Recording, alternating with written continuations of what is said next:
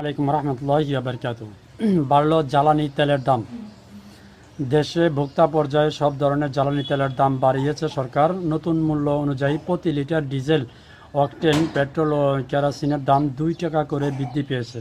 রবিবার 30শে নভেম্বর এক বিজ্ঞপ্তিতে নতুন দর জানিয়েছে বিদ্যুৎ, জ্বালানি ও খনিজ সম্পদ মন্ত্রণালয়।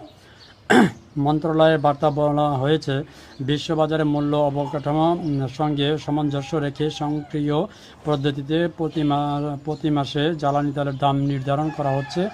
সংশোধিত প্রাইসিং ফর্মুলা অনুযায়ী ডিসেম্বর মাসের জন্য তুলনামূলক সাশ্রয়ী দামে জ্বালানি তেলের সরবরাহ নিশ্চিত করতে নতুন মূল্য নির্ধারণ করা হয়েছে। নতুন দরের ডিজেল 102 টাকা থেকে বেড়ে 104 টাকা, অকটেন 122 টাকা থেকে বেড়ে 124 টাকা, পেট্রোল 118 টাকা থেকে বেড়ে 120 টাকা, কেরোসিন 114 টাকা থেকে বেড়ে 116 টাকা করা হয়েছে। নতুন দাম 1 ডিসেম্বর থেকে কার্যকর করা হবে।